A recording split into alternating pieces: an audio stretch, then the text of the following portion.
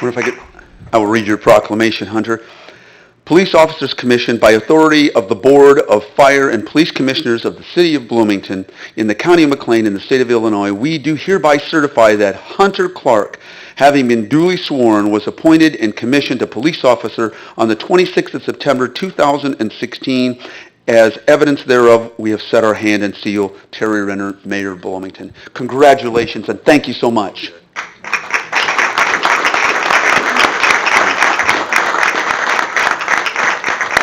Do you have any family?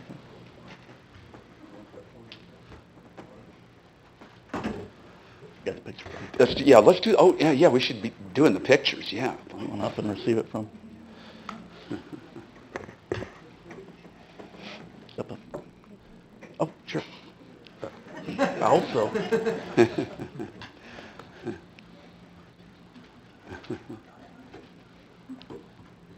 Just photobomb. Okay. Congratulations again. Thank you. Awesome. Thanks.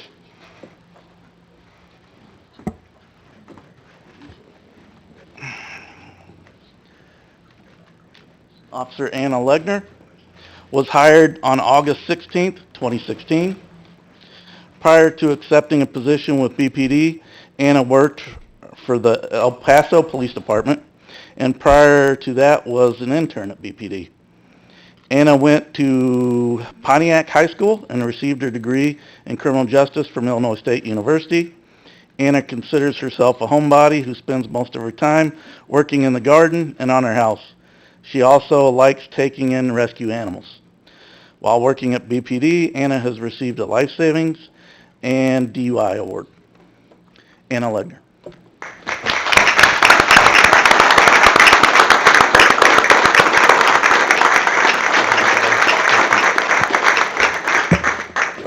Again, the Police Officers Commission, by authority of the Board of Fire and Police Commissioners of the City of Bloomington in the County of McLean in the State of Illinois, we do hereby certify that Anna Legner, having been duly sworn, was appointed and commissioned a police officer on the 16th of April, 2016. By evidence, we set our hand and seal. Congratulations. Thank you so much for all of you doing. Thank you. Thanks so much.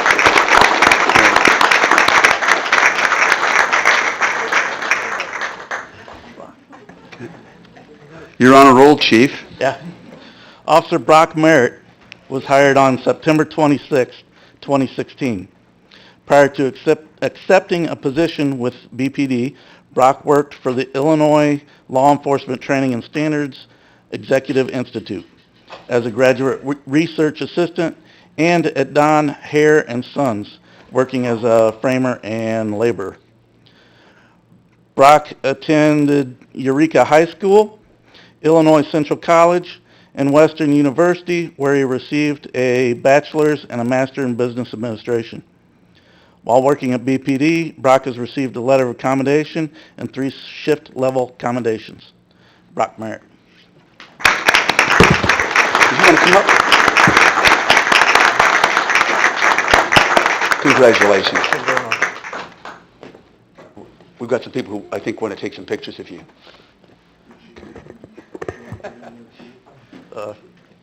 Other duties of society. Got nobody to take a picture. So, just as, oh, this is even better. Better. Yeah. I'll take this down, pretending I don't need glasses. He's in there, Chief.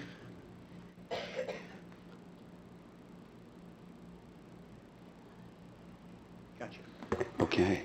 Now, let me read the proclamation very, very, very quickly.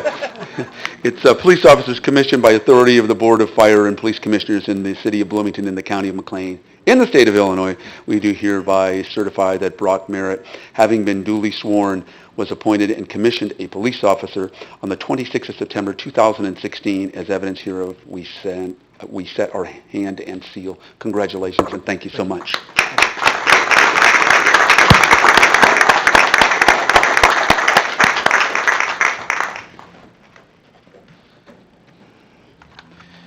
And last but not least, Officer Ken Nowatzki was hired on April 4th, 2016.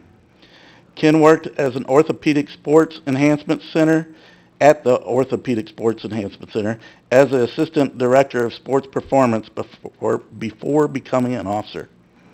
Ken attended Illinois State University and did some volunteer work for the Children's Museum. In Ken's spare time, he enjoys renovating his house and working out. While at BPD, Ken has received a letter of accommodation and has already been selected to the BPD SWAT team. Ken Nowatzki.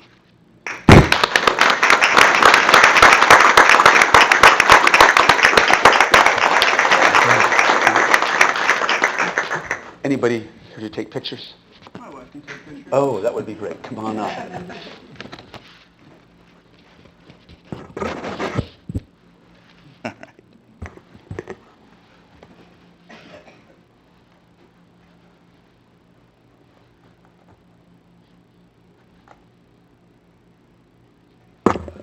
And Kenneth? Now I'll put my glasses back on. The Police Officers Commission, by authority of the Board of Fire and Police Commissioners in the City of Bloomington, in the County of McLean, in the State of Illinois, we do hereby certify that Kenneth Nowatzki, having been duly sworn, was appointed and commissioned as a police officer on the 4th of April, 2016, and evidence hereby we set our hand and seal. Congratulations, and thank you so much for all you're doing for us. Thank you.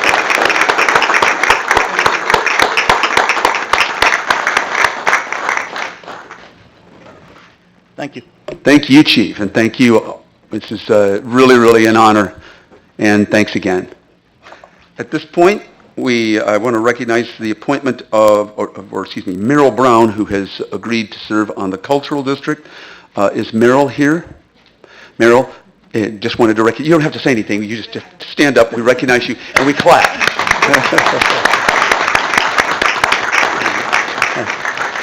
In addition to Meryl, we have Garrett Talgott. And Garrett, would you, to the Cemetery Board, Evergreen Cemetery Trustees. Thank you. Okay. Next, public comment. No public comment? Oh, my God. I was about to say, we need to call Ripley's Believe It or Not. We don't know, and I think we were all thinking it, but we did not say it. Okay. We move to the consent agenda. Are there any items that any member of the City Council would like to have removed from the consent agenda because they're considered to be routine and customary?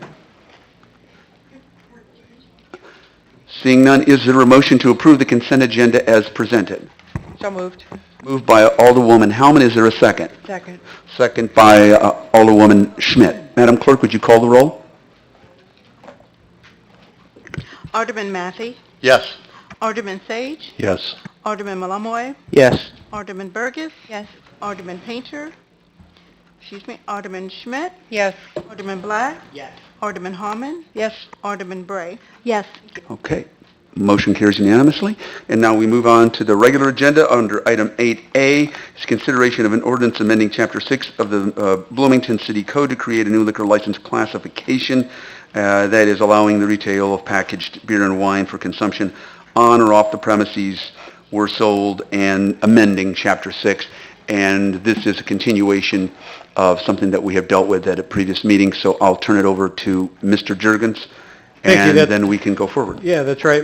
Thank you, Mayor and Council. And after the discussion at the last City Council meeting about this potential code amendment to the liquor code, listening to feedback from the council, we went back, we added some more provisions to restrict this license a little more. Those two provisions include that the license will only be available where packaged or prepared food is the primary source of revenue, and the license is not available for any establishment at which motor vehicles, fuels are sold. So those two restrictions. In addition, anybody who might apply for this license, when it goes to the Liquor Commission and through the process, there could be additional restrictions if it is appropriate for that specific license. So with that, I'd be happy to answer any questions. Just to clarify, this is really more from the standpoint of the Liquor Commission, a model of a garlic press type of liquor change. If the garlic press were to move to Bloomington, not saying they are, we would have had no license for them. And we obviously had Green Top Grocery making this request, but this is not a Green Top Grocery category. It's just a category that would fit this type of business model that could be, serve future businesses downtown or in other areas of our community. Alderwoman Schmidt. I want to thank you for tightening up the language on this, and I'd like to make a motion that we approve the amendment of Chapter 6 to include this new liquor license classification. The motion to approve the new liquor license classification made by Alderwoman Schmidt. Is there a second? Second. A second by Alderwoman Bray, just because you had your light on. But I think we had a couple seconds. Any further discussion? Madam Clerk, would you... excuse me. We're not voting. Pardon me? You're voting? I'm sorry. Alderman... The voting machine is voting. I'm terribly sorry. I didn't announce that. Yeah, we have audio We don't have electronic voting. We are hoping to probably have it by the next meeting. Okay. I apologize. I did not clarify it. That's my fault. Not Alderwoman Law. Cherry, or Clerk. Clerk Lawson, would you please call the roll? Alderman Massey, Yes. Alderman Sage, Yes. Alderman Malumboy. Yes. Alderman Burgess, Yes. Alderman Schmidt, Yes.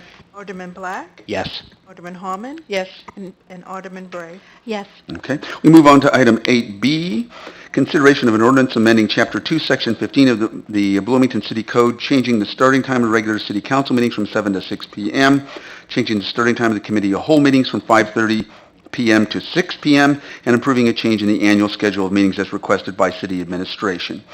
We have a very brief presentation by Mr. Gleason, and then a brief council discussion. Mr. Gleason, I'll turn it over to you. Thank you. Thank you, Mayor. Very brief discussion. Felt that this was an opportunity for us to be more effective and efficient. It was not uncommon to have special meetings in front of council meetings, and thus they're really not special meetings. And council had a very strong desire that if we did in fact move this up, it was not so early as to not allow residents to come home from work, have supper, visit with the family, and then still be able to make the council meeting. So we are proposing that the council meetings move from 7 to 6, and just for consistency to move the committee of the whole meeting from 5:30 to 6, and thus special meetings will be treated as such. They will be special meetings when the need arises. Township took action that their meeting once a month will start at 5:45 and potentially push into the regular start time of our council meeting if necessary. Thank you. Okay. Questions of Mr. Gleason or comments by members of the council? Okay, seeing none, is there a motion? Move, okay, So moved. okay, moved by Alderwoman Howman. Is there a second? Second by Alderwoman Bray. Further discussion? Seeing none, Madam Clerk, would you call the roll? Alderman Massey, Yes. Alderman Sage, Yes. Alderman Malumboy. Yes. Alderman Burgess, Yes. Alderman Schmidt, Yes. Alderman Black, Yes. Alderman Harmon, Yes. and Alderman Bray. Yes. Okay. We move now to our last item under our regular agenda, presentation, discussion, and direction regarding additional evaluation and implementation of several proposed insurance programs for private residential water and sewer leak protection, water service line protection, and sewer lateral protection as requested by the Water and Public Works Departments. I'm assuming that's an and. And so I'm going to go ahead and turn it over for a presentation. Thank you very Mr. much. Yale. Thank you. Appreciate you introducing and reading that because that's a mouthful and I didn't want to read it off the first slide. So, good evening. I'll start the presentation with just a few minutes of introduction to these three programs. It is a combination between the Water Department and the Public Works Department as well as administration.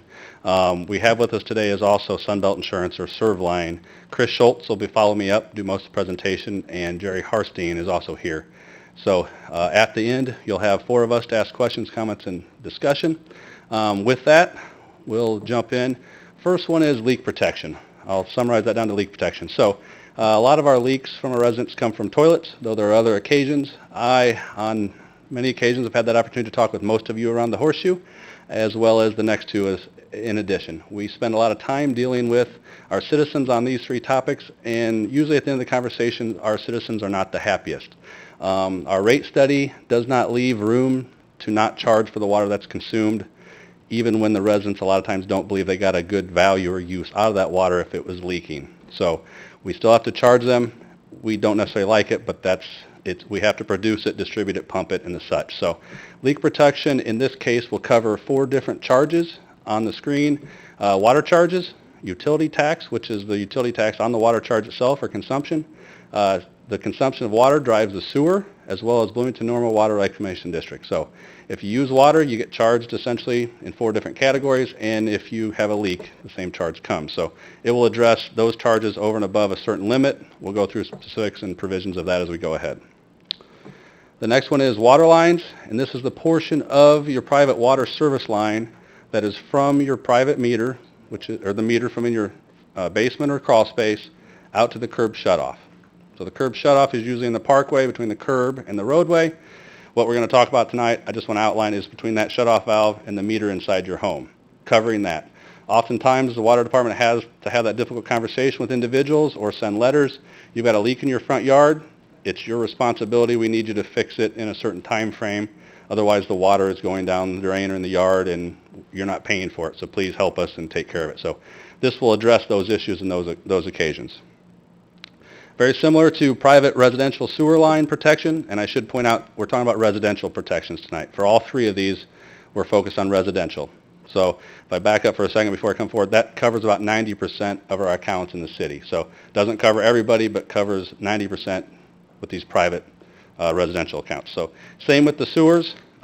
There is a portion of the sewer line that goes from the foundation to the main, and including the connection to the main, that is the homeowner's responsibility. So the protections you'll hear more about tonight cover that section of the private sewer lateral and providing the homeowner, if they opt into that program, to have some peace of mind and insurance program on that portion of the private service.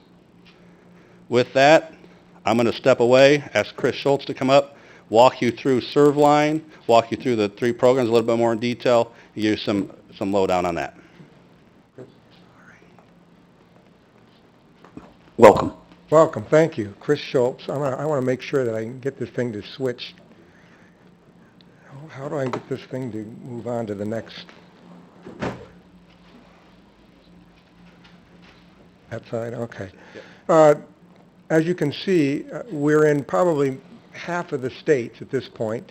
This is an actual insurance program, and it is endorsed by the National Rural Water Association and the Illinois Rural Water Association. The National Rural Water Association and many utilities were involved in developing the program about 5 years ago. The program itself, what it does is obviously it recaptures the lost revenue for the customers with respect to their water bills. It pays their bills. It reduces one of the aspects of this program that can be really helpful for the utility, and this is a program that is for the utility to present and bring to the customers, is that we'll reduce a lot of the workload, because you guys are getting calls all the time in the water department about people that have leaks or have issues, want help, and what have you. With ServLine, the customer will call ServLine direct with respect to their leak issues. I want to move on here. What we're going to address, there's three aspects to this program. The first, and I want to address the kind of the most important and the one that's the base of the program, is the leak adjustment portion. And this actually can become, and I know that you at one time, about 5 years ago, did have a leak adjustment policy where you did share with the customers and have decided to kind of dump that. I know that, we always help out the customers when we can, and there are a lot of customers that need that help, and that's why this program was developed. Now, the way it works is the utility is presenting the program and is the conduit to your customer. You decide what limit you want covered for your customers, $500, $1,000, or $2,500. That amounts to what would be covered for each customer one time per year. Now, with that, again, this is a decision that the utility would make. With $500 coverage, the rate would be to the customer would be $1.05 per month. So the customer would pay $1.05 per month for this coverage. They would have up to $500 of coverage. The way it works is if they have a leak and they call ServLine, they would call direct. There would be a circumstance where there would be a direct phone line might even be a local call to you, but it would go to ServLine. They would call, and they would then say that they have a leak. The ServLine staff would ask what it was and whether it was repaired. Okay, then they would call the utility here in Bloomington and ask what the average leak was for that customer over the 12-month period. And let's say it's $40, and they have a $500 leak. The customer is still responsible for the $40, but the ServLine would then send a check to the utility for the remaining portion, the $460. So that it would be covered and the customer would be taken care of. It kind of enhances a leak adjustment policy that you have, and it becomes a leak adjustment policy more or less for the utility. Now the customer, one of the most important aspects with respect to the leak is that each and every one of your customers has the opportunity to opt out of this program. They don't have to be on the program. They can opt out. They must call to opt out. This is something that in the initial stages of putting this thing together, a lot of utilities were consulted, as was the National Rural Water Association, and they felt it was very important to make sure that everybody was on the program to start with, because so many people probably wouldn't sign up, wouldn't know it existed. And what does happen from time to time with all utilities is people do come in when they're on the program and they ask about some help and how can I pay the leak, and there's a lot of lower end folks that can struggle with a $500 one-time payment. They come in and they don't realize they're on the program, but they are on the program and their leak is covered. So that's one of the aspects of the program that is very interesting, because across the board with all the utilities that we have a 96% participation rate. So the rate is high, even in areas where there's a lot of lower income. It's amazing, but those people feel like, in many cases, that they need it most. It's easier to pay $1.50 than it is to pay a $500 or $1,000 bill. There's no deductibles. Is there any questions on the leak portion? Let me ask that. Questions on the leak portion? Alderwoman Hellman. Thank you. So if we were to choose the 500, could a resident opt for the higher No. amount? No. Okay. Yep. It's a decision that you make. You provide this service to your customer at that amount. Okay. And for billing purposes, everybody is the rate's the same. Thanks. Oh, I have Jerry Harstein here. I'd like to introduce Jerry. He's one of the founding fathers of this program, and he got tangled up with us here. And I want to say that these guys have been fantastic. Jerry, did you want to add something to that? Did you want to add? Well, first of all, he's not that much younger than me, so this father thing. The first 12 months of the program, if a person is not aware they're on the program and doesn't want to be on the program, and they've paid into it, we'll reimburse them for whatever money they have paid in. We do not want the customer to be hurt. The program was established to protect the customer. So we've gone to all lengths, and they can get out at any time, and they can get back in after they wait 30 days. So it's really geared to be as flexible as possible so the customer can be protected. So essentially, they have 1 year to opt out. No, No? they can opt out anytime. They're reimbursed. No, but they have 1 year to opt out with no cost. I'm sorry. Pretty much, if they call and say, I didn't want it, yeah. Okay. Alderwoman, let's see, I forgot who I saw. Alderwoman Schmidt and then Bray. I saw in that order, sorry. This may be a question for Bob Yell. Does this include the water overage alert that we have given in the past? So at one point, we were alerting people that their water usage had spiked, and then we were eating the cost as long as it was repaired. Then we switched it, as I understand it, and we still get that alert. We still get alerts, though it is a very manual process Right. that So utilizes. will the alert still occur? We'll still work through the same protocols we do regardless, but not every billing cycle do we have the manpower available to go through the multitudes of reports to try to call and indicate people are higher than their average usage. It's So not an how- automatic system, so So how will someone know if they want to have this insurance kick in? If they haven't gotten an alert from our water department that says something's not right. it'll show up on their bill, and the program is designed such that it covers one leak per 12-month period up to a 2-month leak. So they can miss it the first month, catch it the next month. That leak for the 2-month period will be covered under this program. Up to whatever. Up to the limit that we choose as a municipality. And not to split hairs, but what do you call residential? I'm thinking about apartments. So are there like over a certain number and that's now commercial? Or Not, how does no. that work? Any residential or home premise somebody lives in is this definition of residential. Per meter? Or if somebody has a residential meter, correct, yes. Alderwoman Bray. Thank you for this information. Just a question in regards to the statement enhances your current leak policy. What is that talking about? Other insurance that, this is another insurance that stacks with perhaps other insurance they have perhaps under their homeowners? Is that what that? Well, this is statement means? Or specifically leak something else? policy, so usually homeowners insurance don't cover this. And I should have mentioned this at the beginning, we searched high and far and low and wide for a leak protection insurance like this. This is the only one that staff could find that offers something very similar. I think they'll attest to that in future slides. The only other way to do it is to build it into our rates and anticipate each user is going to pay so much more per month, and we administer it ourselves. So when we say enhance our current leak policy, our leak policy is very strict and stringent, so anything we can provide back to our customers is an enhancement in that regard. But there's not usually something else out there that covers any of their water consumption at this time.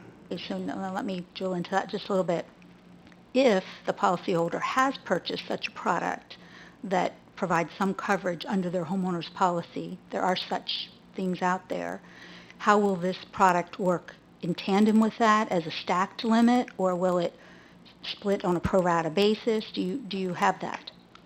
I think you're talking about service line insurance, so I'm going to let these gentlemen talk rather than leak adjustments. Breaks, yeah. If they have another program out there, they would report to us separately. If they have another coverage they want to use, that doesn't interfere with ours. The question is, do they want to pay into both? And I promise you, if they look at coverages of anything else out there, this will protect them much deeper than anything else, much broader coverage. But it doesn't interfere with that. And the enhanced thing, I'll just add to it, the enhanced wording was intended to say, we're not coming in saying, cookie cutter, here's the package. It's, what do you have as a package? How can we help make that bigger and better? And so we work with what you have to add to it. It's not just one. Every system is different. So every program comes out a little different, and that's what that means. Thank you. Alderwoman Miller-Wamboy. Okay, thank you. I wanted to understand how you would go about setting that limit, whether it's 500 or 1,000 or 2,500. How does it work? How do we choose that as a municipality? Well, what are the determining factors? I think they probably are going to look at the statistics to see where the majority of the leaks occur, at what limits. I assume you've already done that, We've too. done that, and I think in your council packet, if I'm going by memory at the moment, and actually I'll flip it open. This is an estimate because we don't actually have hard numbers, Alderman. People call in, we talk through the policy, our frontline staff deals with it, and we kind of go to the next question. So an approximate is that out of the adjustment requests we get, there's about 60% that are less than $500, and then looks like 85% would be covered by $1,000, and 95% covered by $2,500. So there's infrequently does it go above $1,000. Most of them are less than $500, but it's that $1,000 would cover most everybody, but the incremental cost difference between $1,000 and $2,500 is very minor. So my personal recommendation is to consider that when we set the limit. Do we want to cover the vast majority of everybody? For everybody another from 132 to 154, 22 cents more per month. So does that answer your question about where they fall? Yeah, it does. It does. So I guess it's just a decision that we'll have to make. Right? And we can certainly, we anticipate coming back based on the insights and communications here to provide recommendations of what that would be, and we'll make sure we as a group and staff takes that into consideration when we recommend that level. I'm sorry if I missed this, but why couldn't the customer pick on their own and say, I just want to be covered as much as possible, and I want 2,500 as opposed to 1,000 or 500? Well, we're from Tennessee, and we just can't handle it. It really is just more complicated, and it's easier for each city to decide so everybody gets a fair coverage. And the reality of our people, right away answering the phones and addressing things, they want to work from one number. And if everybody gets a different one, it's hard for us to price it, it's hard for us to manage it. And if we did, the other side of it, we did look at that, the cost goes up. The directive we got from National was we want to keep the cost as low as possible so everybody can afford it. So those were the considerations that we had to look at. Okay. Thank you. Yeah. Alderman Matthey and then Sage. Thank you. I think this is probably a question for Bob. And I apologize if I missed it in the packet. I looked for it and maybe I just missed it, but how many leaks do we have each year that would be covered? And let's say we did $1,000 coverage. I mean, how many people in town are we talking about that's going to save them some heartache?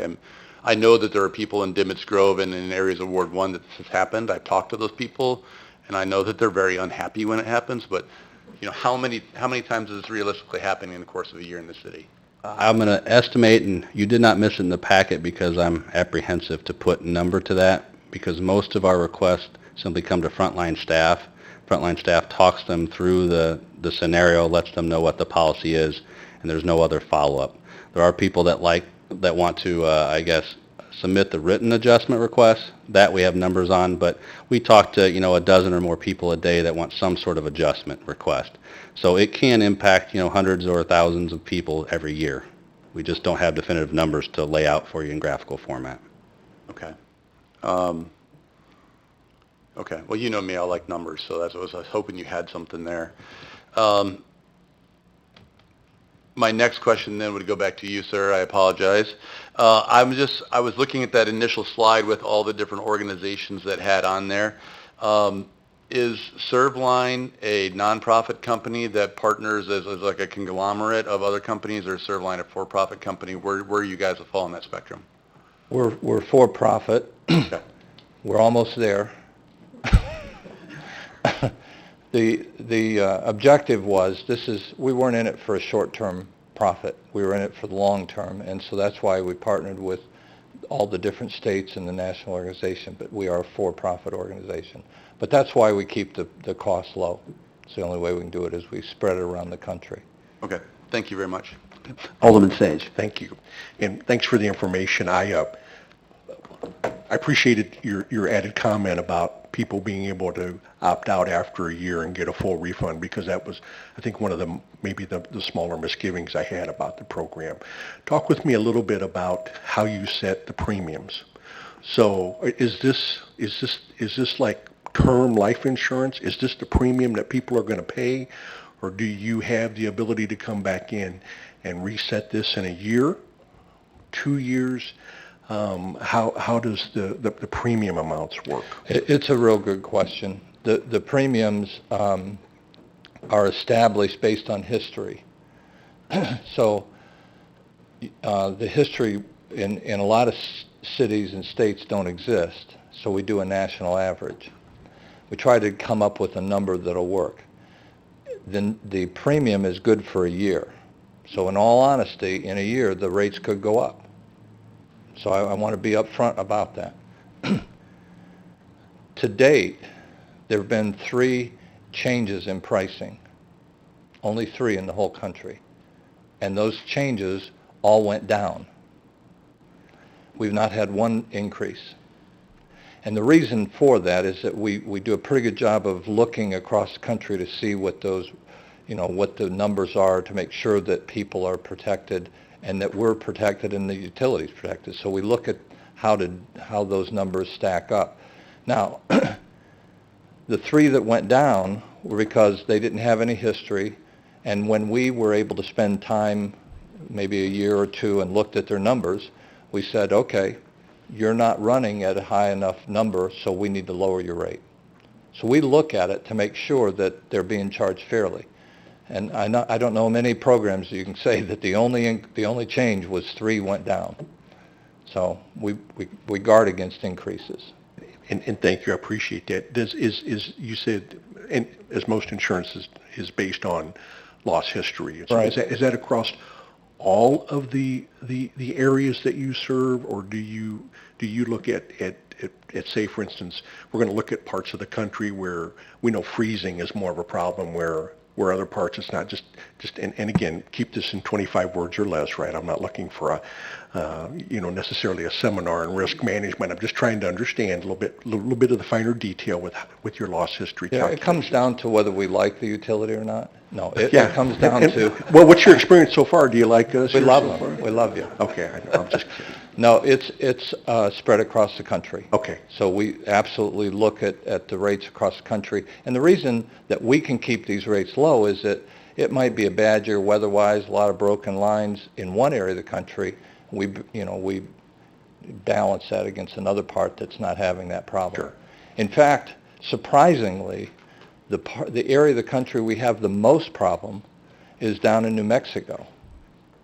I would have never guessed that. But the problem is that, the desert, and it goes cold in the night and warms up in the day, and it's all rocky and it grinds. So we didn't expect that, but that's one of the problem areas we have. Okay. Interesting enough. Okay. Thank you, sir. But on the opt-out, I just want to make a note that we worked hard to make sure that we found the right answer to protect the customer. And all the interviews and that we did with utilities, this was the only way we could find to do that and make sure the customer is protected. That was... Okay, thank you. And then one of the incentives, I assume, then, for you to continue to monitor that is because if it went up and people were upset, you'd have a larger number of people opting out. Oh, absolutely. Yeah. Yeah, you're exactly right. Yeah, and we don't, then they're not protected. Mm-hmm. Right. And so, the way that this works is pretty straightforward. The, more people in, the broader the risk, and we can absorb ups and downs. And so that's why we're across the country, and it has worked exactly that way. Thank you. Other questions? Okay. Oh, yes. Alderman Matthey. So we're not voting on this tonight, is my understanding. We're just trying to give some direction. I was wondering, before we brought this back to vote on this, Bob, is there any way that you guys can pull a report that shows like the number of times residents had a 200% spike in their bill, right? We talk about a $80 bill going to a $500 bill, and I've heard multiple cases of that happening, but can we at least get some numbers where, an $80 bill had become a $160 bill, or something like that, where we can see that there was a big jump? Can we just look across user data and just look for those spikes like that? Can we pull any reports to try to get some numbers to see, other than the anecdotal stories we all have, how many actual instances there were? And maybe it's not 200, maybe it's 300% or increase, or some massive spike like that. So we have an idea of just how often is this really happening? Certainly, we run reports each month and look for those types of things. I was explaining earlier that's a very manual process, but we do the data dumps in the report, so we can certainly put some statistics together that just compare a baseline to a double or triple increase over the past month, and we can do that over a month or two's worth of data to give us at least a baseline of discussion point, I think, to get to what you're looking for. Thank you. Okay. Yeah. My pleasure. And I do want to say that the two times I've had situations like that where I've had a $60 bill go to $900, I got a call immediately from the water department. But before I was mayor. We do our Oh, God, best. the mayor's I'm just bill spiked. prefacing, I mean, sometimes we're not able to get to it just with the workload and the staff. Right. Well, and I did get somebody attempt. actually just last week who sent me their water bill. That was $500 and some dollars, and it was apparently my fault. But anyway, we do know that these things happen. They do fairly occur, they quickly. do But happen. as Alderman Matthew suggested, it'd be nice to have more than anecdotal evidence, because I hear it all the time. I don't want to say not a week goes by, but there are sometimes where a week goes by that I hear it more than once. Certainly. Where people are complaining, and they're not double or triple. They're 500, 1,000. We had a very local, prominent politician try to get in touch with both me and Mr. Rasmussen over and over again to do something about a massive water bill. So this would certainly, these are just anecdotes, so the systematic evidence would be appreciated. We'll pull something together to that end. Great, thank you. Anything else? I'll just make one comment that across the country, what we see in terms of the percentage of people that have leaks per city per year is 10% or greater. And I had a discussion in similar setting where it was challenged, if 10%, is that really that big a deal? And I think it comes down to the fact that water is one of those things that folks don't maybe appreciate or take for granted until they have a leak. You know, they turn the faucet on, the water comes out.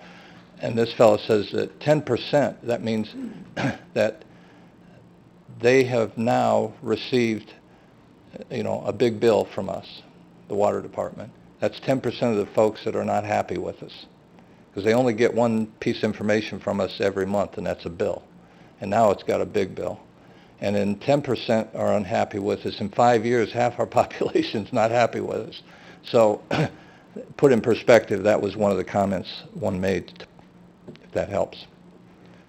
Any other comments at this point in terms of staff direction? Is there objection for the staff to move forward and give us more systematic data? I'm sorry. We can certainly do that. I just want to point out there's 2 more programs to go. Okay. I'm sorry. Whatever I thought size you wanna give it. you wanted it on the whole thing, not... We can take it as you want to give it. I just want to make Let's sure. do it. Let's do the whole there's thing. 2 others. Yeah. Okay. No. Okay. Well, we covered a lot of this. I'm not going to go through each slide. The water line and the sewer line, those are 2 separate programs, but they operate similarly, so I'll cover those together. And some of it's similar to the leak, in that there's no cost to utility, there's no deductible, and you know, the public relations piece, I want to point that out. If you, and I know your group has talked to a lot of the people that use it, that's one of the surprises that comes to this program, is the customers love it and they appreciate it, and the relations grow and improve. And that we hear time and time again. The protection for the water line is $10,000, and that's per incident. Now, to contrast that with the water loss, that was per 12-month period. This is $10,000 per incident. So if a person had a water line break, and that water line, as was pointed out earlier, is from the wherever it connects to the city up to the foundation, and wherever, if they had that break and it was $9,000, and then 2 months later another $9,000, both are covered. So it's just per incident. The sewer line is the same way. It's $10,000 per incident, all the way. So if there's a road cut, and I think you have road cuts correctly, that would be covered. So that's a $4,000 or $5,000 charge to a customer right there, if it has to be replaced into the sewer main. So those are all covered. So that's why that says no limit to repairs in a year. So you're all covered. The monthly charge, you can see for those is it's $4.40, and I think they're adding 44 cents administrative fee for $4.84. The sewer line is $6, and then 60 cents administrative fee for $6.60. Now that program requires the customer to call in and ask to be part of the program, because that's not tied, you know, it's not an effect on the utility, the water utility, it's the customer completely. So the way that works is the customer will call in and ask for the program and get signed up. And if they have a repair that's needed, and that happened to me last December, call in, talk to the serve line folks. I didn't tell them who I was. I wanted to make sure it worked the same way. So they asked how it happened. They asked where it occurred, when it occurred, and they said, send me an invoice. Sent them an invoice, and in my case, it was about 7 days later I got a check. The check comes directly to me now, or the customer. I wish they all came to me, but just... So, whereas the water loss, that check goes directly to the utility. So those are sort of the differences that you see between the 2 programs.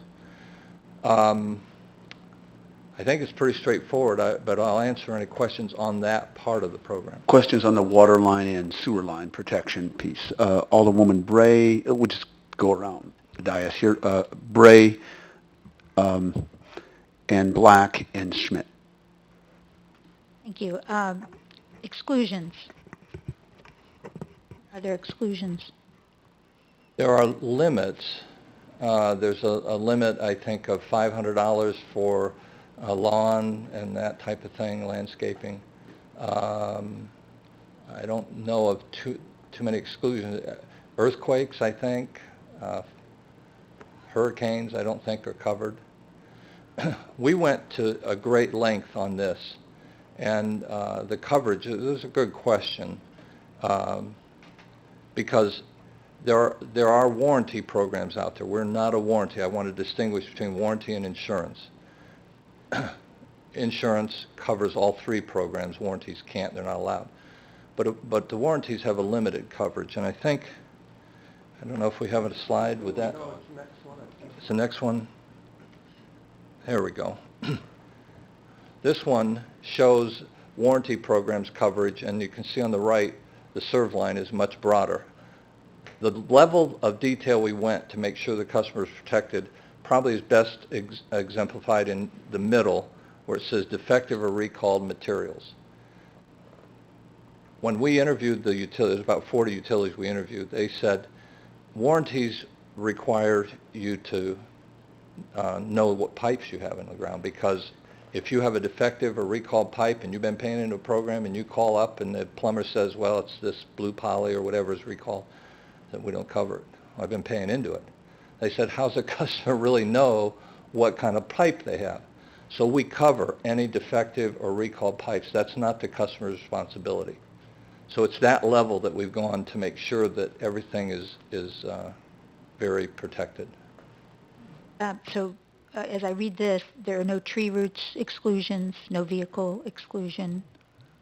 No what? Vehicle, if a vehicle drives over your yard and breaks your water or your if sewer it's an line. accident and it breaks it, yeah, as long as there's a break, we cover that. That's the point you want to clarify. When you say tree roots, a lot of times tree roots will clog the sewer and back it up. If it's just cleaned out from roto-rooter, I understand that's not covered. It actually has to be a repair, so it has to dig and point repair or replace a piece of pipe to be covered under this. So a break due to tree you're roots, because exactly right. sometimes they actually get in there and actually break up.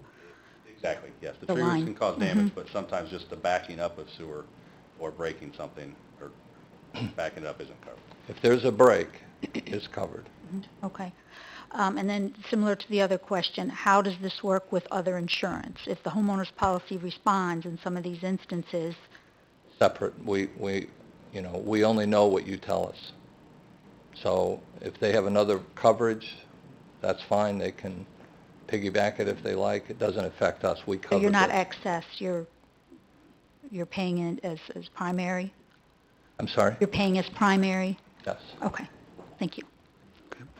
Alderman Black, and then Schmidt. Thank you, and good evening. So I have a couple questions, and then I'll give some kind of summary remarks at the end when we're done having the question session here. So the way I'm seeing it, and just to clarify again, that the leak protection program would be mandatory, but the other two would be voluntary, correct? Correct. So given future rate increases, I know you talked about the decreases, but costs tend to not go down. I'm thinking, suppose somebody were to sign up for all three, sign up for the two services, plus if we were to pass a leak protection, you're looking at about $15, give or take, per month, per person, given rate increases, maybe 13 with the current numbers I'm seeing up there. If the council were to do something, I'm just curious, like where we had the programs be very similar to the leak protection program, where a customer could opt out, but it's automatically added to the bill. Could that premium, if bundled together, be discounted for Bloomington residents? Absolutely. Okay. Yeah, if you wanted to set it up differently, we'd be glad to look at that, and it would be discounted. Okay. Okay. Thank you. Okay. Alderwoman Schmidt. I think my observations or questions are probably along the same lines as the other two. I'm looking at a sentence in some of the material that was presented to us that says, and this has to do with like removing clogs and plugs, and no, it doesn't cover absolutely everything. And the sentence says, for a complete list of coverage and exclusions, please call and a phone number.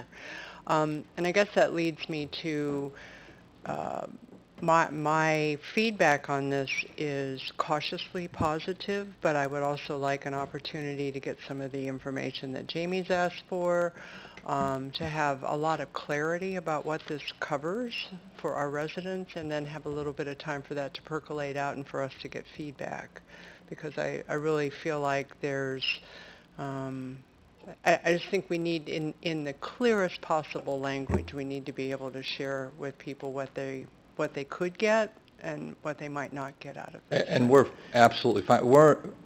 They're under no pressure to hurry up, or we want anybody to be comfortable. And I guess I'm not directing that at you so much as I am at staff and saying, I'm interested in moving forward, but I need us to put together something that's super clear. And You can take, I think you're reading from the FAQ sheet that's in there, Alderman Schmidt, and we can certainly take that and expand that to more specific questions that we're hearing around the horseshoe tonight, or some instances we might just pull some of the serve line staff to answer some of the typical questions they get, so that we can anticipate what those would be if we're to have those same, if the program was implemented. I did think of one other question. So suppose you sign up for this and you have a water line or a sewer line that breaks, and then you repair, and you say, I got a new sewer line now, I got a new water line, I'm going to cancel it? Can you cancel it? Sure. You cancel it at any time? It's not, are you signing up for a year? Are you signing up for... You can cancel at any time.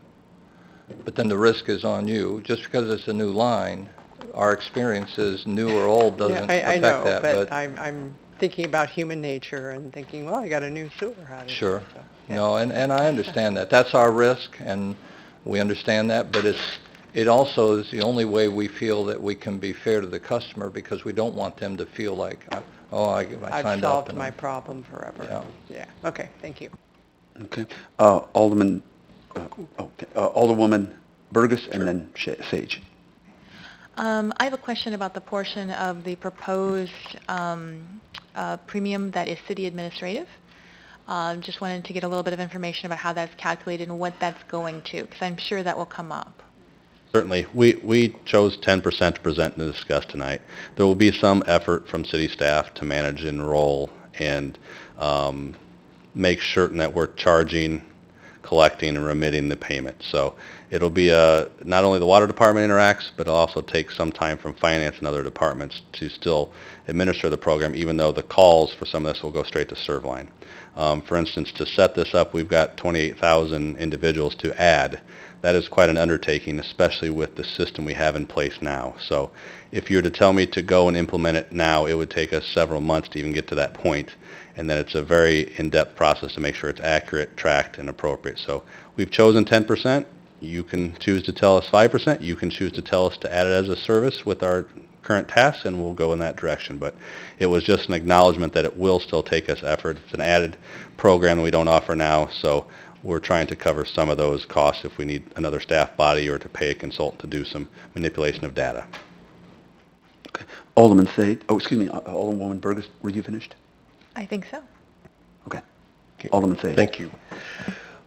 Well, so just maybe a small reaction to what you just said, Bob. I mean, it is possible, right, that it will take us a year to get this set up, and then we really won't have that much administrative work to do on it after this thing is up and running.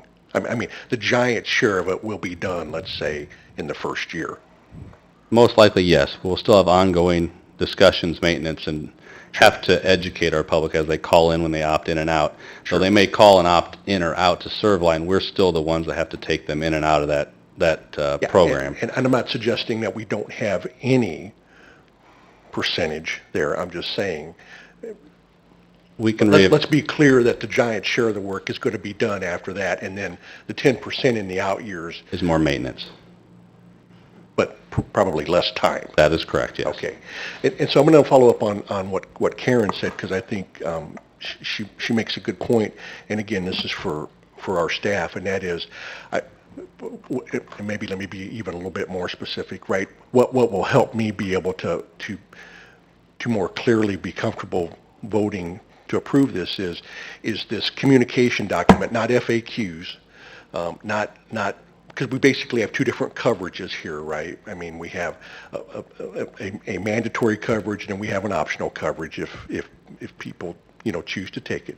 Is to have, and I don't know if it's a matrix or if we take the schematic that was here earlier that shows, okay, this is what this insurance covers, is this part of the line. If we're going to do something on this line, it's covered under the $140 a month.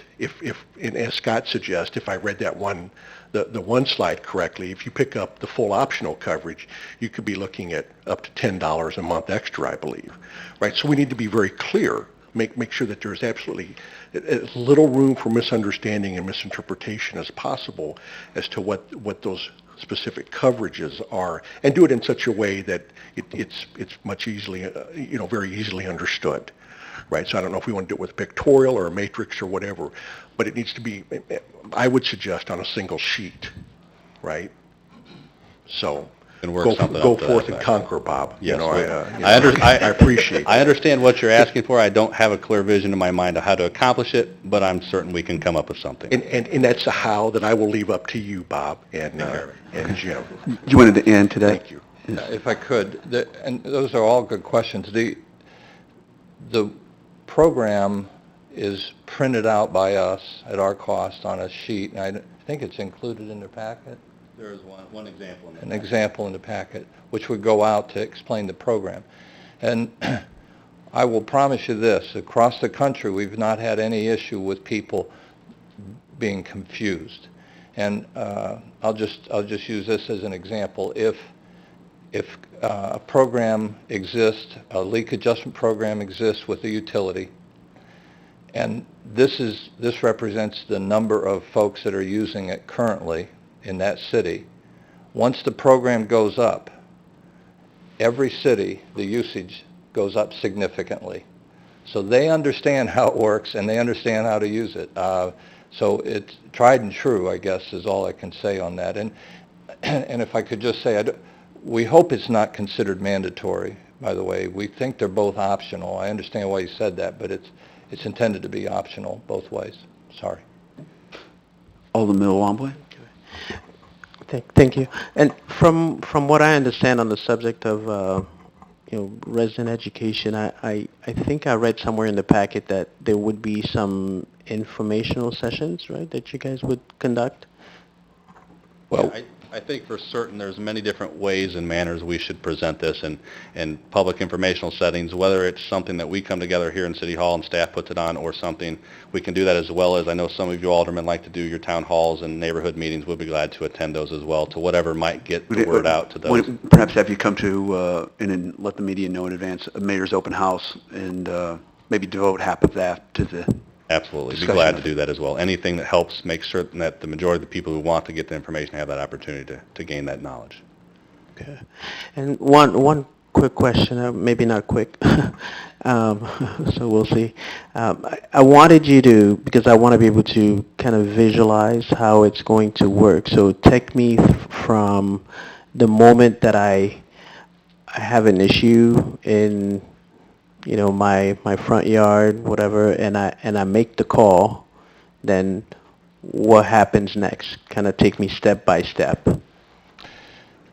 So in both cases, once you identify a problem, whether it's I've got a high water bill and it needed to be fixed, or I have a leaky pipe and it needs to be fixed, either way, a call will be placed. Some people will call the utility, as Bob mentioned, but everything gets directed to us sooner or later. So they call in, they'll talk to a claims person, they'll explain the question, the problem. As it occurred to me, it was, okay, you have a leak. When did it happen? Well, I found it, how did you find it? I identified it. I told them how I identified it. They said, well, okay, where did it occur? And I said, well, the plumber found it and it's 3 feet, this side of the house. Okay. Well, anything else you can tell me about it? Well, no, it's just the one connection broke, and so once that's explained, then all that happened on the line fix was send me a copy of the invoice. On a leak, you caught it, okay. On the leak part, they will say, did you fix it? Yes, it's been repaired. Okay. And we will contact the utility to ask them what the average bill, because they were using water that month, so let's say it was $40, as Chris said. So they asked for the $40 to be paid. So our people contact the customer and explain to them, your average bill is $40.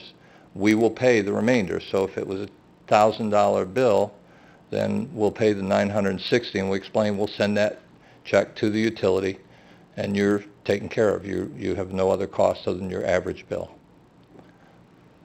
Straight. The only exchange of information is sometimes a required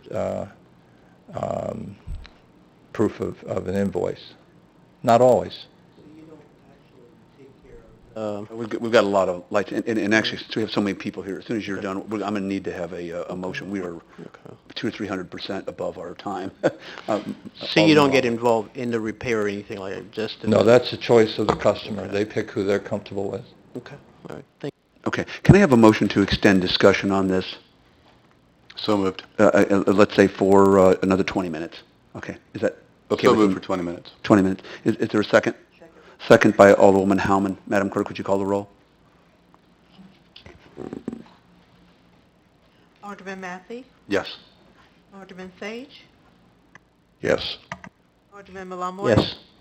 Alderman Burgess, Yes. Alderman Schmidt. Yes. Alderman Black. Yes. Alderman Harmon. Yes. And Alderman Bray. Okay. Yes. Okay, so we have another 20 minutes. Who is talking? Oh, are you done? Yes, I'm always talking. Let's see, Alderman... You might have been. Oh, yeah, Alderwoman Burgess. I'm sorry. Yes. Okay. I just want to give some feedback now that I've heard some of the discussion, and I think there's been a lot of good questions, especially when it comes to the details of how this would work. There's a lot of moving parts here. The public education portion of it will be very, very important to make sure people understand what their options are, or whether it's opt-in or opt-out, and understand all of that. But that being said, I'm very optimistic that this type of program could provide a level of protection and peace of mind to our residents that they currently do not have. And this is a concern I hear, and I know others do, from residents about, if there's a leak, they don't find out about it till they get that bill. There's not very little they can do to protect themselves. When it comes to sewer and water lines, again, that's a pretty catastrophic event, and it's very, very expensive. It's hard to plan for. It's hard to protect yourself against. So to offer our constituents an option to have a program that's been vetted by city staff, and it has been. I was very encouraged that city staff has reached out to other communities who currently work with ServLine and have received positive feedback on this program and the benefits it provides to the community. So I'm optimistic. I'm looking forward to getting more information as has been requested by other council members and seeing what a proposal might look like, and in the meantime getting more feedback from residents. Thank you. Okay. Alderman Mathey, and then we'll go to the left side of the dial. Thank you. I was going to basically say almost exactly what Amelia just said, is that, so I was thinking my own personal circumstance. I have a house that was built in 1904, and I've owned it for 15 years, and at this point there is no plumbing in that house that has not been replaced by me, except for the sewer line to the street and the water line out to the street. And I do kind of have some long-term paranoia that there's a bush in the front yard that seems to be growing faster than the other bushes around it, and I'm wondering where the roots go for that thing. So I will also say that I'm also optimistic on this. I like numbers, Bob. You guys, I've beat up all of you guys for just hard numbers. I would like to see what those look like, but I feel optimistic about this and the feedback, but we're going to spend a lot of time talking to residents to see what they think too. If I could, to your comment and yours as well, the beauty of this, and Bob and his crew has done a good job, but many utilities call other utilities, call other cities, and we're very open to that. That's the beauty of it, is we have nothing to hide. I mean, we want, as you said, the customers to be educated. but it's also important that you all are educated. So, the feedback from people that use it, I think, are very important. Alderman Black and then Bray. Thank you. And this is more for staff, so thank you. To kind of give direction feedback on this, I think the program it has a lot of merit, and I think we should be exploring it more. Some of the in-the-weeds questions we've gotten this evening show that we should be a little, when we bring back a final proposal, have some of those details ironed out, specifically in terms of what Mboka was talking about with like the process, specifically like what would happen for a Bloomington resident if their water line broke or they had a leak, how would that play out? So whenever this comes back, a couple different examples with our staff imbued into the process would be helpful for me. I would seriously like to explore what it looks like price-wise for the premiums to combine all three services. What kind of discount does that get with the same kind of parameters of residents if they don't want to pay it? They can opt out and they have that option. But there's a number in my head. I'm sorry, I saw you. That's a good point. What that would look like. For me, also, I think that there should be some consideration for landlords. Like they don't have the opportunity to opt out if they have a multi-dwelling unit house. A lot of my calls come from landlords who have issues and tenants who have issues with their landlords paying, not paying for some of these bills, and we don't want to get caught up in that. And for such a nominal fee, I think that's something we would definitely explore.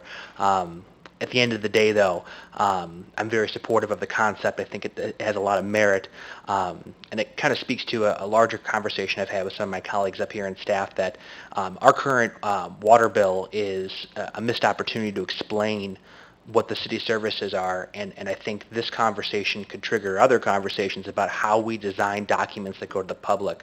So to Alderman Sage's comments, a matrix or something that explains it, that I look at this and I'm like, okay.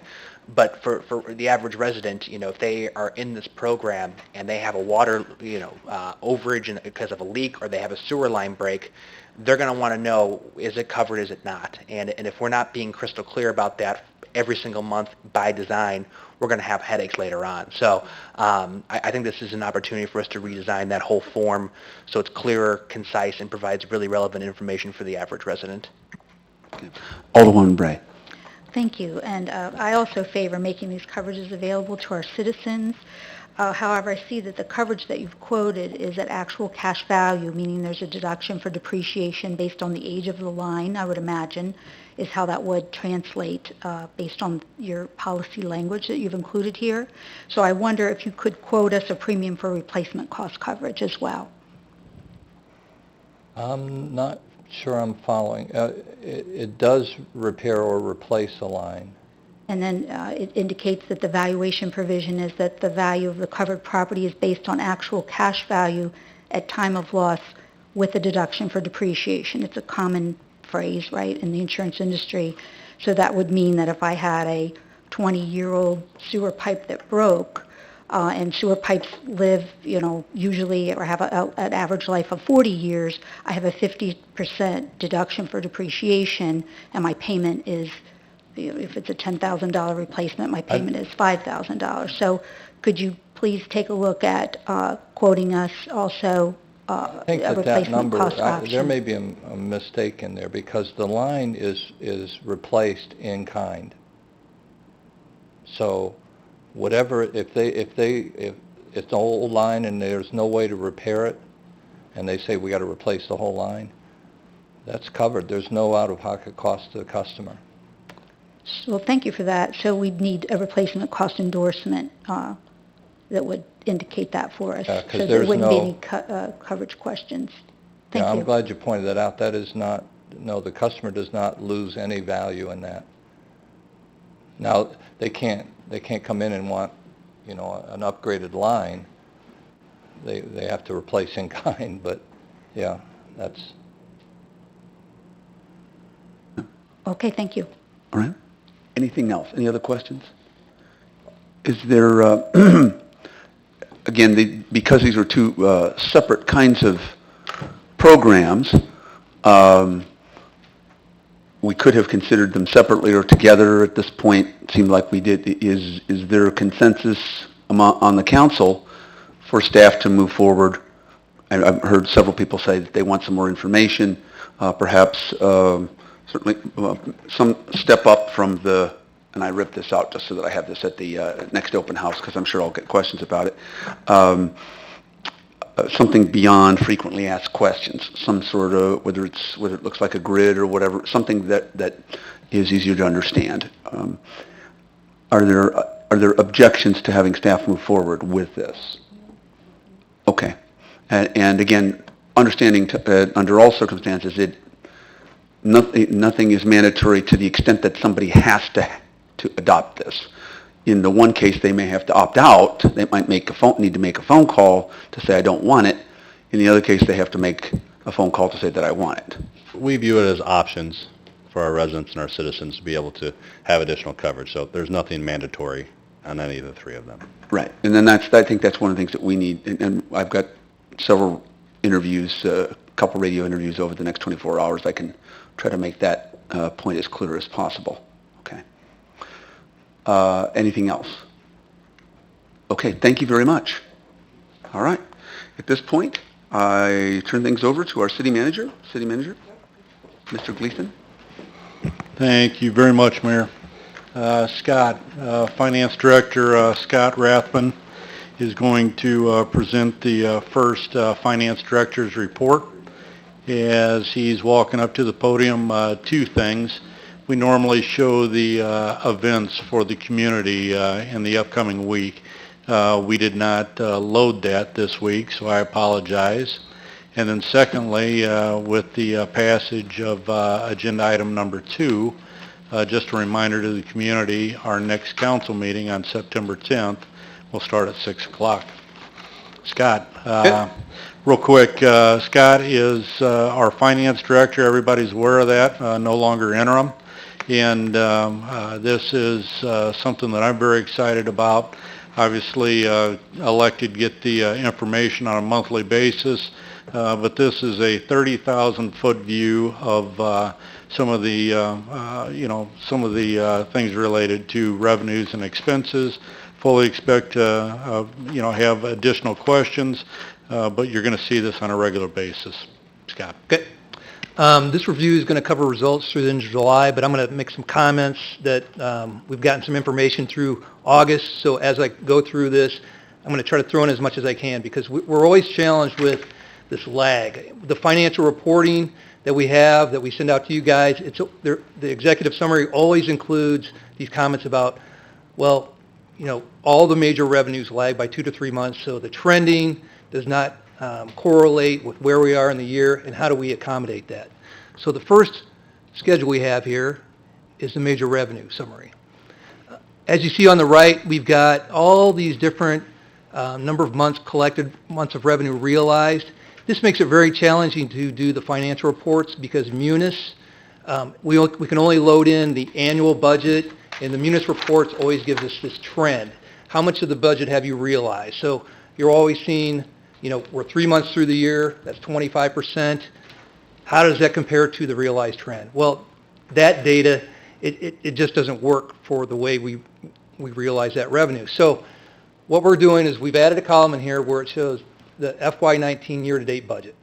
And that correlates, so I'll pick home rule sales tax as an example.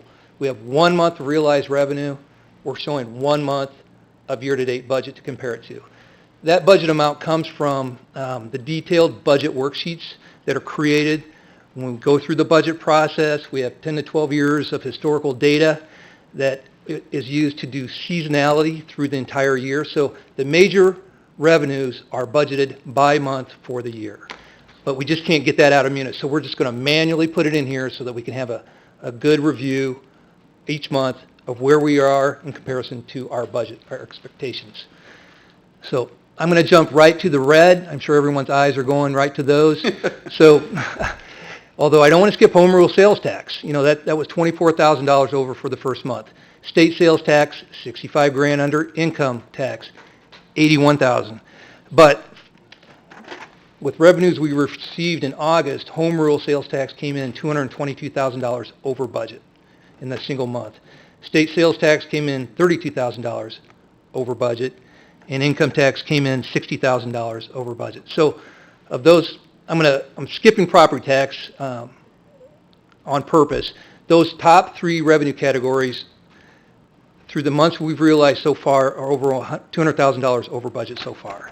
So if we take that into account and kind of look down this line, or this column, excuse me, I'm going to jump down to food and beverage, $52,000 over budget, $61,000 over the prior year. I'm seeing those as some encouraging indicators that the local economy's cooking along pretty good. I mean, to me, the food and beverage is one I kind of keep an eye on. Our building permits, which is not on this report, we only want to show the top 10, but I'm going to comment on it, is way down. It's under budget. It's under the prior year budget by 80 or 90,000. But when we looked at last year and we compared that to 2016, a lot of that reporting is done on a calendar year to date. Last year was just a stellar year as far as like new construction goes.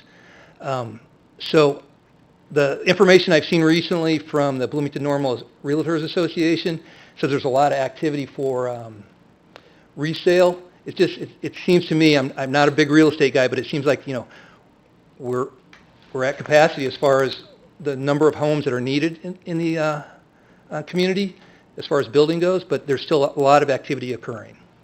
So in general, if I just wrap this up, if you look at the 1 month here, there may be concern, but when I add those comments in about August, I'm feeling pretty confident that things are trending positively for the city through this time. Any questions? Alderman Sage. Thank you, Scott. I'm just curious, I'm interested in how we're going to be able to line up these trends with our budget development process for next year. So for instance, we're going to probably start looking at some preliminary numbers for the next fiscal year budget probably sometime this fall, right? That's correct. Very soon. Exactly. The budget kickoff means October, so in mid-October, so yes. Yeah, so I just I'm just kind of curious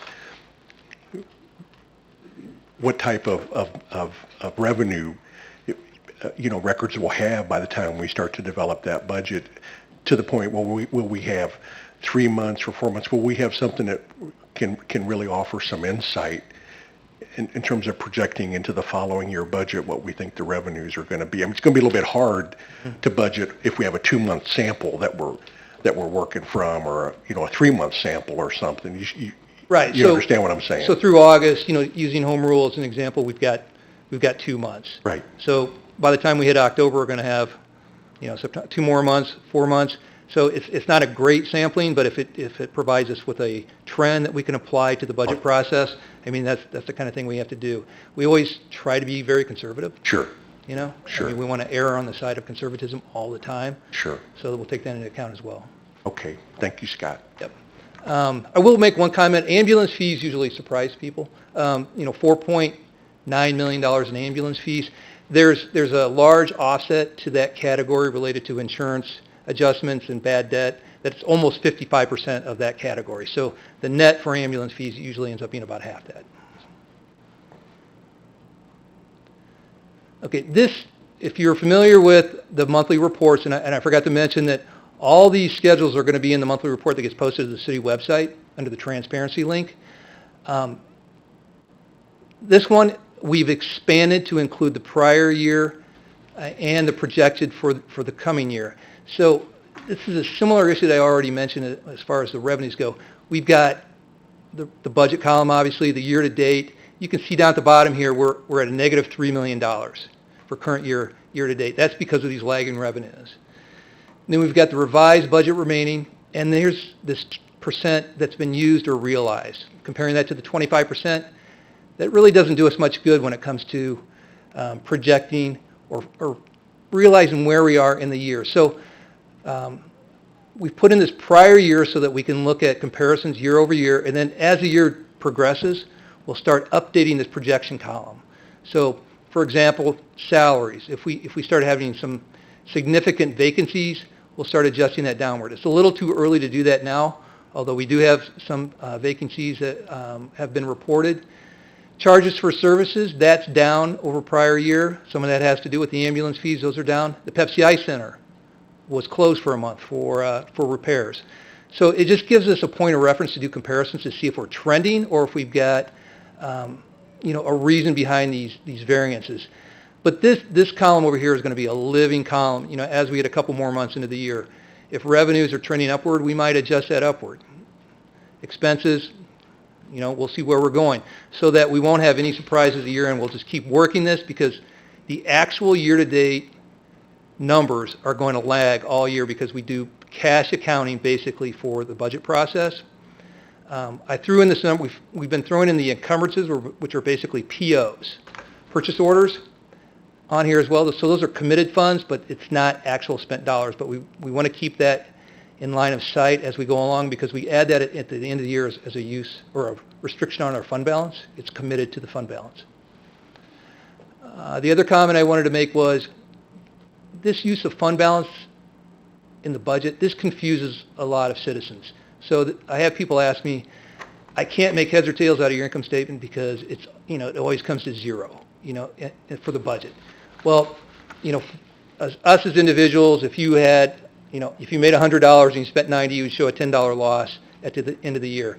For a balanced budget, the way we reflect that is we were planning to use $490,000 of savings. So it's reflected almost as a revenue so that our budget is balanced using those terms. Someone could say, well, it's unbalanced, but that's the way we do it at the city. We show it as a use of fund balance to balance the budget. Over here in the projected year end, it's not actual dollars. Those are savings. If we hit our budget exactly, we'll have lost $490,000 at the end of the year. This statement will start to take on a lot more meaning in the next few months. Right now, it's, like I said, I've just matched the projected year end to the budget for the time being. Any questions about the layout or how we're going to present for these reviews?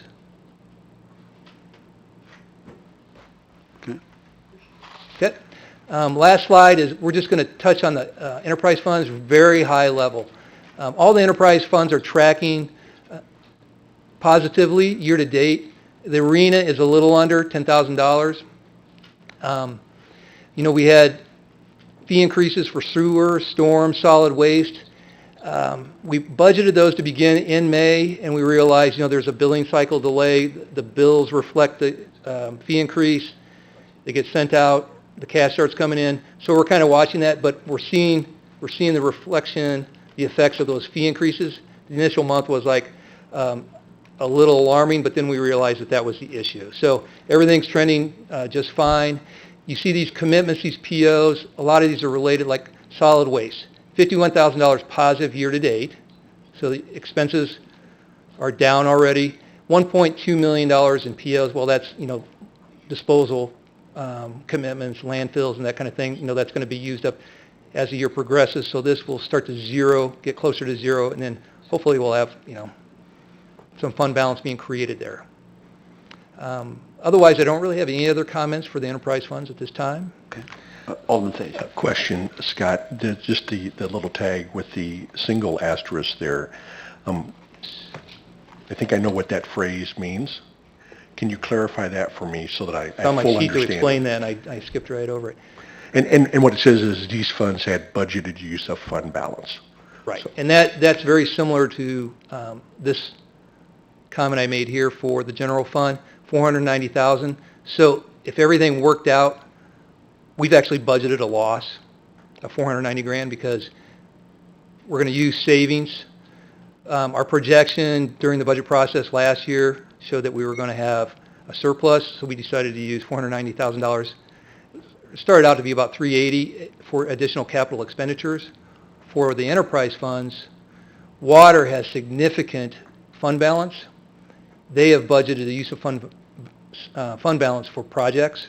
So at the end of the year, their total year-to-date gain-loss will be a negative. They will have lost money because they spent more than they made, but that was the plan because they built up savings and fund balance over the years. So we've budgeted fund balance use in water, golf, and the arena. The arena, we had fund balance rollover. The ADA elevator was actually budgeted in the prior year. And you kind of alluded to this, but I want you to say it clearly because I'm an elected official, so I need for you to speak slowly and use small words, right? Does this mean, when we say a fund balance, this means these enterprise funds had money transferred into them? No, they've accumulated those funds. Okay, okay, Now, the arena had funds transferred into it. sure. But that was the only enterprise fund that did? Yeah, I mean, we used to subsidize solid waste, so, Sure. part of theirs was a subsidy that probably wasn't utilized in prior years. The arena is the only other one. Water has accumulated savings over time, 20-plus million, 26 million. So again, but just solid waste and arena were the only ones who received an inflow or from our general fund, if you will, to cover expenses? Yes. Okay, thank you, Scott. Okay. Any other questions? Thank you. Anything else you want to bring to our attention? Real quick, I just appreciate the opportunity and the support to add this as a monthly report. Nice job, Scott. Thanks, sir. Thank you. Thank you both, and thank you, Mr. Gleason, our city manager. Next, we move to Mayor's report. I just want to congratulate Alderwoman Howman on receiving Kiwanis' highest honor for community service. So, thank you. That's all I've got.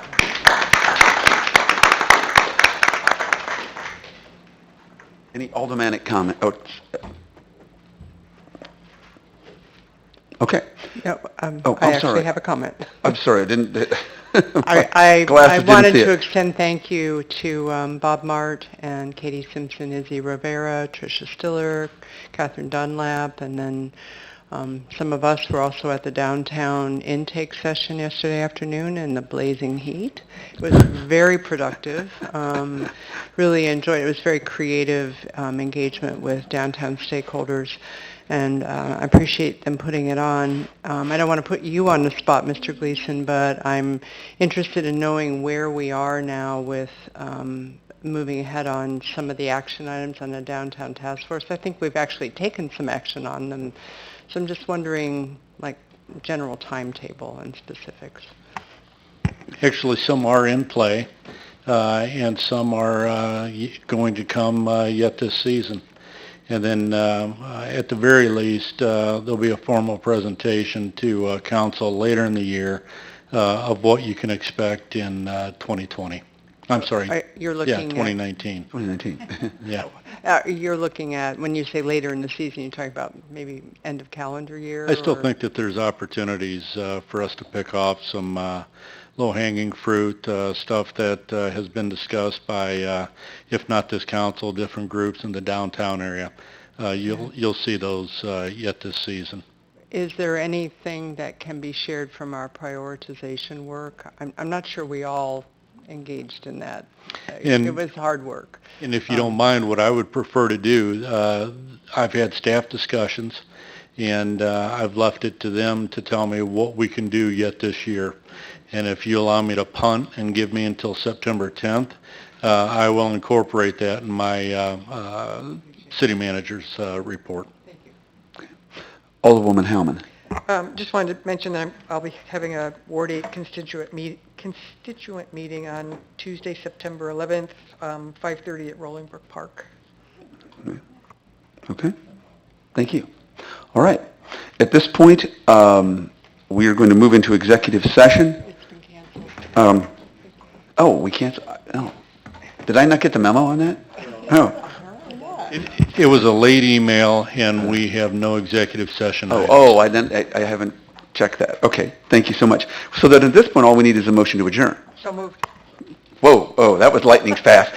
Moved by Alderwoman Schmidt and seconded by at least one other person. Is there a second to adjourn? Alderwoman Howman. All in favor signify by saying aye. Aye. Okay, we're adjourned.